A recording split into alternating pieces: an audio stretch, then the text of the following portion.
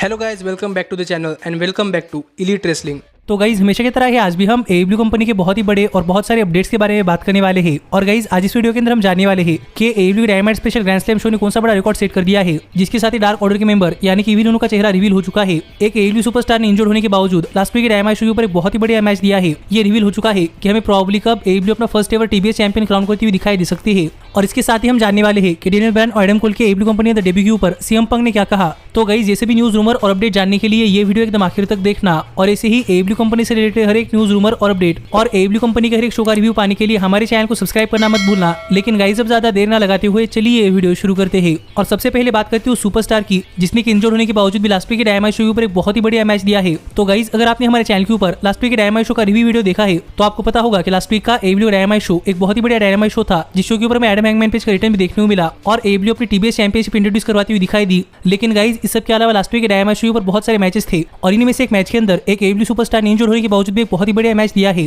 और गाइज ये AEW superstar कोई और नहीं बल्कि द बास्टर्ड पाक है, जो कि हमें लास्ट वीक के डायमंड शो के ऊपर एक कैसीनो लैडर मैच के अंदर देखने को मिले थे। और उस मैच के अंदर पाक की बहुत ही बढ़िया परफॉर्मेंस थी। लेकिन गाइज लास्ट वीक का डायमंड शो खत्म होने के बाद अपने बस्टेड ओपन रेडियो पॉडकास्ट के ऊपर बात करते हुए मार्क हैनी ने रिवील किया कि लास्ट वीक के डायमंड शो के मैच से पहले पाक कुछ ठीक नहीं लग रहे थे। और यहाँ पर मार्क हैनी ने रिवील किया कि लास्ट वीक के डायमंड शो के उनके मैच से पहले पाक करीब 1 या फिर 1.5 महीने पहले इंजर्ड हुए थे और पाक को 1-1.5 महीने पहले काफी बड़ा कंकशन सफर करना पड़ा है। और शायद इन कंकशन का असर अभी पाक के ऊपर दिखाई दे रहा था। लेकिन इस सब के बावजूद लास्ट वीक के डायमंड शो के ऊपर पाक ने इंजर्ड होने के बावजूद एक बहुत ही बढ़िया मैच दिया। और इस कैसीनो लैडर मैच के अंदर पाक ने एक बहुत ही खतरनाक स्पॉट दिया है, जो कि लैडर के ऊपर से टेबल के थ्रू हैंगमैन पेज का फिनिशर खाने का स्पॉट था। और इस स्पॉट पाक ने इंजर्ड होने के बावजूद पुल आउट किया है, जो बातें हाल ही में मार्क हैनी ने अपने बस्टेड ओपन रेडियो के ऊपर रिवील की, जिससे आप समझ सकते हैं कि पाक रेसलिंग के लिए कितने ज्यादा पैशनेटेड है। और लास्ट वीक के डायमंड शो के ऊपर इंजर्ड होने के बावजूद भी पाक ने एक बहुत ही बढ़िया मैच दिया है, जिसके ऊपर आपका क्या कहना है आप मुझे कमेंट करके बताइए। लेकिन गाइस जहां तक बात है मेरी, तो गाइस मैं तो ऐसे रेसलर से बहुत ज्यादा इंस्पायर होता हूं जो कि इंजर्ड होने के बावजूद रेसल करते हैं। और प्रोबेबली AEW कंपनी के अंदर ऐसे बहुत सारे रेसलर्स हैं जो कि इंजर्ड होने के बावजूद रेसल करते हैं पर उनकी इंजरी सामने नहीं आती। इसलिए कहना पड़ेगा कि मेरी उस रिस्पेक्टेड रेसलर्स की लिस्ट के अंदर पाक ने भी अपनी जगह बना ली है।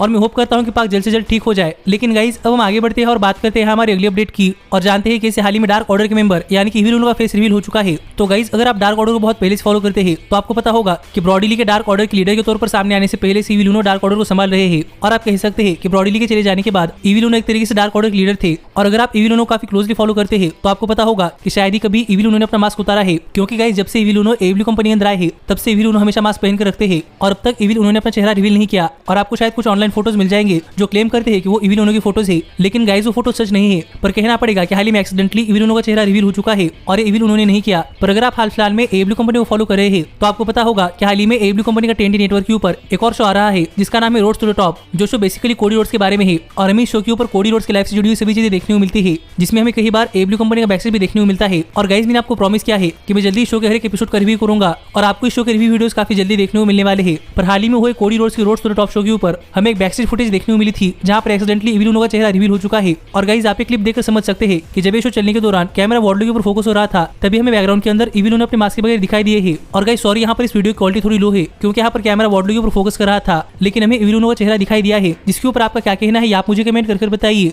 पर जहां तक बात है मेरी, तो गाइस मैं तो इविल उनो का चेहरा देखकर सरप्राइज हूँ और मैंने नहीं सोचा था कि इविल उनो ऐसे दिखते हैं। पर देखते हैं कि क्या आज के बाद इविल उनो अपना चेहरा रिवील करते हैं या नहीं। पर इविल उनो के एक्सीडेंटली रिवील हुए चेहरे के ऊपर आपका क्या कहना है आप मुझे कमेंट करके बताइए। लेकिन गाइस अब हम आगे बढ़ते हैं और बात करते हैं हमारी अगली अपडेट की और जानते हैं कि AEW कब अपनी कंपनी के अंदर first ever TBS women champion crown करने वाली है। तो गाइस अगर आपने हमारे चैनल के ऊपर लास्ट वीक के डायमंड शो का रिव्यू वीडियो देखा है तो आपको पता होगा कि AEW अपनी कंपनी के अंदर एक नई चैंपियनशिप लाई है जो कि है TBS वीमेन चैंपियनशिप। और ये चैंपियनशिप AEW कंपनी के वीमेंस डिवीजन के लिए एक सेकेंडरी चैंपियनशिप होने वाली है, जैसे कि AEW कंपनी के मेंस डिवीजन के अंदर TNT चैंपियनशिप है। और इस चैंपियनशिप को लेकर बात करते हुए AEW कंपनी ने रिवील किया था कि first ever TBS champion crown करने के लिए एक टूर्नामेंट होने वाला है और जो कोई सुपरस्टार टूर्नामेंट जीतेगा वो बन जाएगा first ever AEW TBS women's champion. पर गाइस टोनी शिवानी के अनाउंसमेंट के बाद हाल ही में फैंस ने सोशल मीडिया हैंडल्स के ऊपर AEW कंपनी से पूछना स्टार्ट कर दिया कि हमें कब AEW कंपनी के अंदर first ever TBS women champion crown होती हुई दिखाई देने वाली है। और यहाँ पर इस सवाल का जवाब देते हुए AEW कंपनी के रेफरी यानी कि ऑब्री एडवर्ड्स ने बताया कि ये टूर्नामेंट करीब 2 महीनों तक चलने वाला है और इस टूर्नामेंट का फाइनल्स TBS नेटवर्क के ऊपर फर्स्ट एवर डायनामाइट शो के ऊपर होगा, यानी कि AEW अपनी कंपनी के अंदर फर्स्ट एवर TBS चैंपियन जनवरी 5, 2022 को होने वाले AEW डायनामाइट शो पर क्राउन करने वाली है।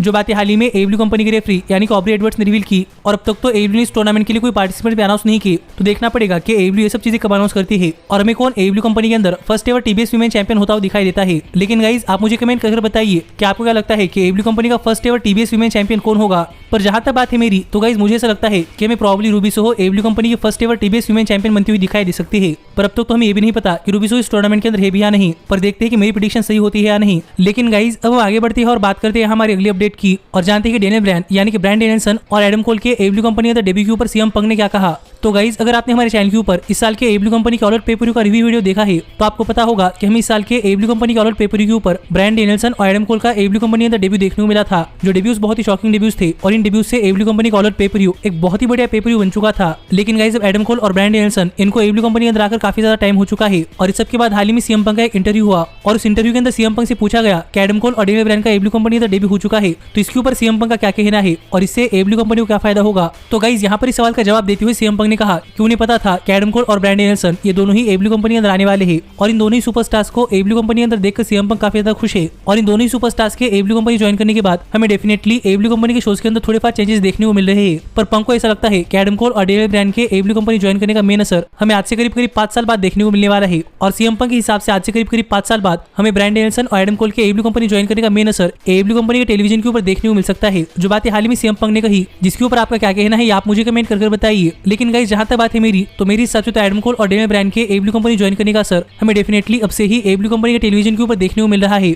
और सच में एडम कोल और डेनियल ब्रायन इन दोनों के ही AEW कंपनी ज्वाइन करने से मैं तो बहुत ज्यादा खुश हूं, और मैं देखने के लिए वेट नहीं कर सकता कि एडम कोल और डेनियल ब्रायन एक दूसरे के आमने सामने आए। पर CM पंक के स्टेटमेंट के ऊपर आपका क्या कहना है आप मुझे कमेंट करके बताइए। लेकिन गाइज अब हम आगे बढ़ते हैं और बात करते हैं हमारी अगली अपडेट की, और जानते हैं कि AEW diamond special grand slam show ने कौन सा बड़ा नया रिकॉर्ड सेट कर दिया है। तो गाइज अगर आपने करीब 2-3 हफ्ते पहले हमारे चैनल के ऊपर AEW डायमंड स्पेशल यानी कि ग्रैंड स्लैम शो का रिव्यू वीडियो देखा होगा, तो आपको पता होगा कि हमें करीब 1 से लेकर 2 हफ्ते पहले AEW डायमंड स्पेशल यानी कि ग्रैंड स्लैम शो देखने को मिला था, जिस शो के ऊपर हमें पहली बार केनी ओमेगा और डेनियल ब्रायन एक दूसरे के आमने सामने आते हुए दिखाई दिए थे, और ये मैच एक काफी बड़ा मैच था, इसीलिए AEW अपना ये शो एक काफी बड़ी अरेना से कर रही थी, जो कि था न्यूयॉर्क का ऑथर स्टेडियम, जिस स्टेडियम कैपेसिटी थी करीब 25,000 फैंस, और हमें AEW diamond special grand slam show के ऊपर करीब 20,000 फैंस आते हुए दिखाई दिए थे। और गाइज ये शो तो हो चुका है, लेकिन ये शो खत्म होने के बाद अब हाल ही में शो ने काफी बड़ा रिकॉर्ड सेट कर दिया है, और गाइज ये रिकॉर्ड ये है कि ये AEW diamond special grand slam show पिछले 20 साल के अंदर यूनाइटेड स्टेट्स के अंदर हुआ सबसे बड़ा नॉन WWE रेसलिंग शो बन चुका है। जो देखा जाए तो AEW diamond special grand slam show के लिए काफी बड़ी अचीवमेंट है, और AEW कंपनी ऐसी पहली कंपनी बन चुकी है जिसने कि पिछले 20 सालों के अंदर इतने बड़े स्केल के ऊपर पहला नॉन WWE रेसलिंग शो किया है, जिसको लेकर आपका क्या कहना है आप मुझे कमेंट करके बताइए। लेकिन गाइज ये रिकॉर्ड देखने के बाद तो मुझे बिलीव नहीं हो रहा था कि AEW अपने diamond special grand slam show को लेकर इतना बड़ा रिकॉर्ड सेट कर दिया है। पर गाइज मैं आपको बताना चाहूंगा कि इसके साथ ही AEW diamond special grand slam show ने एक और नया रिकॉर्ड सेट कर दिया है, और ये रिकॉर्ड ये है कि AEW diamond special grand slam show United states के अंदर तीसरा सबसे बड़ा नॉन WWE रेसलिंग शो बन चुका है। जो देखा जाए तो AEW diamond special grand slam show के लिए काफी बड़ी अचीवमेंट है,